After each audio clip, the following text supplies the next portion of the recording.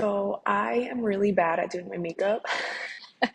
So I'm really glad that my glasses are transitioning a little bit so it'll hide my eye makeup. But yeah, let's get into it. Buenas, buenas, buenas. I'm Vanessa, the host of Chicklet, a podcast where I share my honest reviews of books that I think Latinas, women, and millennials would enjoy. Please subscribe and follow me on Instagram, TikTok, Spotify, and YouTube at Chicklet Podcast. And enjoyed today's episode on The House Across the Lake by Riley Sager. There are 363 pages. The genres are mystery, thriller, horror, fiction, and adult. Riley Sager is the New York Times bestselling author of 7 novels. A native of Pennsylvania, he now lives in New Jersey. Woo woo, represent. When he's not writing, he enjoys reading, cooking, and going to the movies as much as possible. I'm super impressed with how well he captured what I think to be the millennial female voice. I actually thought Riley was a woman because of how well he writes from a woman's perspective. For example, he starts off the book with some lyrics from a Taylor Swift song. It goes, I think he did it, but I can't prove it. I'm not a Swiftie. I'm not a Swiftie hater, but I'm also not a Swiftie, so I don't know what song that is. But if you're Swiftie, I'm sure you know that lyric. He also mentions the Flintstones, which is very nostalgic for us millennials. And the main character of today's book is a 36-year-old named Casey, and she mentions how the land that they're on belonged to an indigenous tribe before white people came and took it over. It's very reminiscent of what our generation talks about and values in general overall. Let's get into lo bueno. This book was super creepy the entire time. It's about a famous actress, Casey, who gets sent to her childhood summer home by her mother for being an alcoholic mess. Casey's husband passed away about a year earlier by drowning in the same lake that Casey is now banished to. It makes no sense. It's so insensitive of her mother to A, banish her at all, and B, banish her there of all places. Like, how ridiculous. I was very upset for her. While Casey's there, a famous model, Catherine, and her husband Tom, who's a founder of a tech company, they move into the home across the lake, hence the title of the book. In the beginning of the book, Casey's on her porch taking in the scenery, and she notices a body floating on the lake. She rushes to the lake to save the person, and she's successful. The person that was drowning is Catherine. This bonds them very quickly, and they begin to open up to each other and form a nice little friendship. The only issue is that Catherine begins to share that she feels off. She has been feeling dizzy lately and not herself.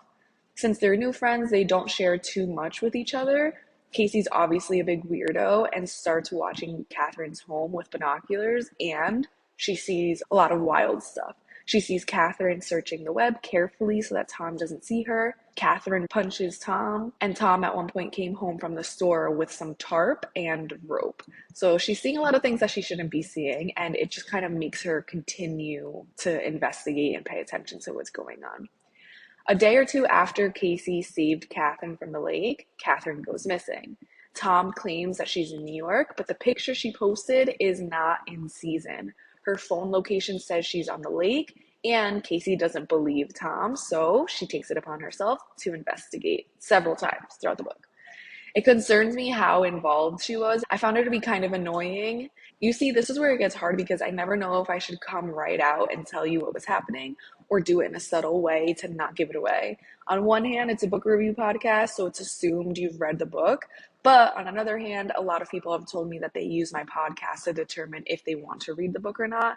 So I haven't decided how to provide that information. Do I just tell you everything? I haven't figured it out yet. But for this episode, I'm going to tell you what happens. So Casey eventually finds Catherine in the neighbor's basement where Tom put her because Casey's dead husband somehow magically was able to get into Catherine's body the day that she almost drowned on the lake. I had no idea that this was a ghost story. I assumed Tom was trying to kill his wife the whole time, which turned out to be true too.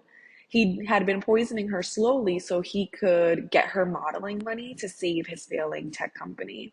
Because she was weak from Tom drugging her, she drowned in the lake, and that's when Len, Casey's husband, was able to get in her body. Now that Len was in Catherine's body, I'm not really sure what his intentions were. I think he was trying to come back to life to kill more women, maybe, or maybe confront Casey about what she did. I don't think we ever find out, or maybe I just missed that part. Once they're able to get Len out of Catherine, Casey comes clean with herself and with a detective about how she killed Len because she found out that he was a serial killer, killing young girls in the surrounding area. So she killed him. The detective gave her an out and basically said to be quiet since his body was cremated and he basically deserved what she did, and it's almost like what's done is done type of thing. Another thing I really liked about the book was how in the beginning we know that Casey has a man tied up and we assume it's Tom that she's questioning about Catherine's whereabouts, and then at one point we also think it might be Boone, her short-term neighbor, because his wife fell down the stairs, and we definitely think that he killed his wife, considering he was also a cop at the time. And so I thought that it was Boone egging her on about Tom having something to do with Catherine's disappearance in order to cover up the fact that he was the one who killed her, his own wife, and the other town girls. When in reality, it's Len, Casey's dead husband, in Catherine's body who's tied up. At one point, I even thought that Wilma, which is Boone's detective friend, was the murderer, or at least helping Boone get away with the murders. Like, I thought she had helped him get away with his wife's murder. It turns out she unalived herself, and Boone and Wilma didn't want to release that information to kind of protect her family from that. He didn't want her family to live with that she had unalived herself. So I'm thinking that Boone killed her. Wilma's his best friend and is helping him get away with murder, and she's continuing to do that right now with Casey.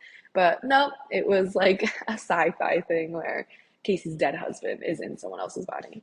There's no way we could have predicted what happened in the book. I definitely have unresolved personal trauma because every single time that I read a book, I always assume that one of the good characters is going to be the murderer.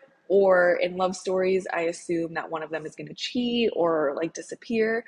I don't know if that speaks to me and my trust issues, or that books are generally messy for entertainment purposes and I'm trying to anticipate the mess. Do you do that too? Tell me, am I by myself in this? I feel like I'm always wrong when I'm guessing because I'm guessing the most outlandish, ridiculous things that have nothing to do with the type of book that I'm reading. This book was a whirlwind, and I was too scared to read the book at night and ended up binging the last like 20% of the book straight one morning. I know that if I were in a woodsy area, I would not have been able to read this book while I was there. I feel like this book was a very typical chick lit thriller. Nothing too intense happened. No one went into great detail about how Len murdered the girls. No one was sexually assaulted. It was just pure suspense and entertainment the entire time. So I appreciated that. I liked how nice and smooth this book was. For Lo Malo, I was very annoyed with Casey's meddling and also the amount of alcohol talk. I get that she was addicted and it was a way to cope with what happened and it played a constant role in her life. But Jesus, as the reader, it was kind of boring to be constantly talking about drinking. I feel like we could have talked about how much of a mess she was in other ways rather than just alcohol, alcohol, alcohol. Like, damn, okay, we get it. I get it. I actually read Home Before Dark by Riley Sager and I gave it 5 stars on Goodreads. And I also read this book with my book club back home in Jersey. It's about a woman, Maggie, whose father wrote a horror story about their haunted home. She inherits the home after he passes and she returns to renovate it so that she can sell it. Obviously, a lot of creepy stuff happens while she's there, and there are a lot of twists and turns along the way. I would recommend that book if you liked today's book. I also want to read The Only One Left by Riley Sager. It's about a family's unsolved murder. The lone survivor of the family murder is receiving end of life care 50 years later, and she wants to tell her story. She wants to tell her nurse the story. She wants to tell her nurse. She wants to tell her nurse everything before she dies, I guess. And it sounds super creepy, so I definitely want to read that. For El Chisme, I don't think that I have any facts, to be honest. I already covered the alcohol stuff, which you can listen to on my most popular episode, Quit Like a Woman. No one experienced trauma. I guess I could go into the serial killer stats since we all tend to think that they're so prevalent when in reality they're not. Like, yes, they're higher here in the US than anywhere else on earth, but it's not it's not like 1 out of 10 people are serial killers. So I guess that could be my cheese portion. That, and also, I guess, spousal homicide. So let's start with the serial killer stuff. According to the FBI, serial murder is the unlawful killing of two or more victims by the same offenders in separate events. The majority of serial killers are not reclusive social misfits who live alone. They're not monsters and may not appear strange. Many serial killers hide in plain sight within their communities, which is not really helping us to like feel better, but serial murderers often have families and homes and are employed and appear to be normal members of the community. Because many serial murderers can blend in so effortlessly, they are oftentimes overlooked by law enforcement and the public. So I guess Riley Sager like got that aspect right in the book. All serial murders are not sexually based. There are many other motivations for serial murders, including anger, financial gain, and attention seeking. So I don't think this really helped us like feel better, but I think it's important to know like the facts and what serial murderers really are like.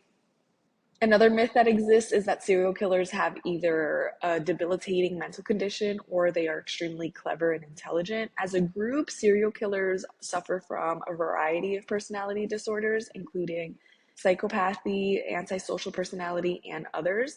Most, however, are not determined to be insane under the law. The media has created a number of fictional serial killer geniuses who outsmart law enforcement at every turn. Like other populations, however, serial killers range in intelligence from borderline to above average levels. Now let's get into the spousal homicide stats. This is a scary stat, but according to the Department of Justice, of the female victims of murder in 2021, 34% were killed by an intimate partner, and about 6% of males murdered were victims of intimate partner homicide. So that's a huge discrepancy between the two populations. 34% of women are killed by their spouse, and 6% of men are killed by their spouse. Like, that is huge. According to the Educational Fund to Stop Gun Violence, a woman is 5 times more likely to be murdered when her abuser has access to a gun.